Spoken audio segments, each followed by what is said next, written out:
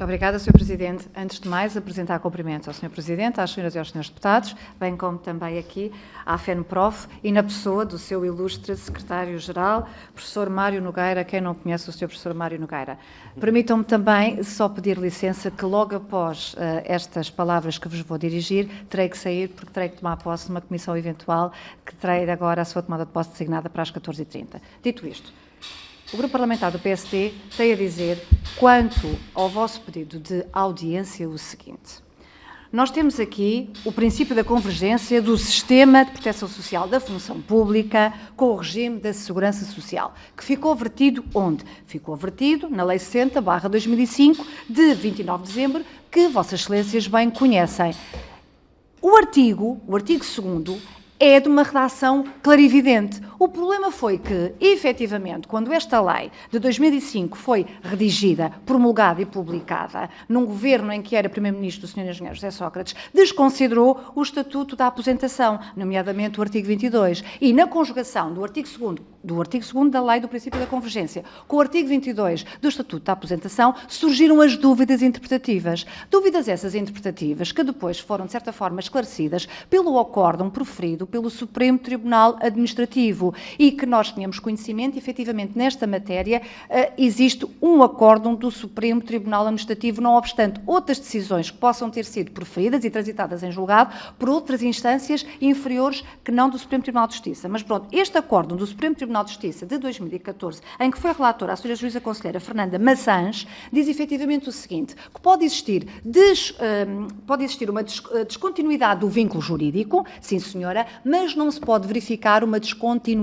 temporal. Foi o que proferiu este acórdão, ou seja, o trabalhador está com o empregador público, efetivamente deixa de ter o empregador público A, passa a ter o B, mas tem que estar ininterruptamente na função pública. A partir do momento em que não está ininterruptamente, então se verifica a tal descontinuidade temporal, já não pode estar inscrito na Caixa Geral de Aposentações. O que é que acontece? Entretanto, foram sido preferidas decisões e, entretanto, vieram a ser essas decisões de tribunais inferiores a considerar o quê? A considerar que, efetivamente,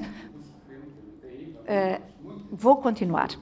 Portanto, outras decisões de tribunais, que não do Supremo, vieram a considerar o quê? Vieram a considerar que, não obstante a descontinuidade do vínculo jurídico, também se pode verificar a descontinuidade temporal, ou seja, vai de acordo com o que tinha dito o Sr. Professor Mário, no sentido de que um trabalhador é professor, é docente numa escola, deixa de estar como docente porque, entretanto, terminou o seu contrato por caducidade, verificando-se que era um contrato de trabalho a termo certo resolutivo, e, portanto, e nessa medida teve ali um período temporal que não esteve empregado, entretanto, volta a estar novamente, e nessa circunstância, estas decisões destes tribunais inferiores foram considerando que, ainda assim, teria que estar novamente inscrito na Caixa Geral de Aposentações. Entretanto, veio uma circular de 2023, uma circular também emitida numa altura em que tínhamos aqui o Partido Socialista no Governo, dizer o quê? Dizer que voltam a estar inscritos na Caixa Geral de Aposentações todos aqueles que desempenham funções com o empregador público, isto independentemente do período temporal. Pronto. Entretanto,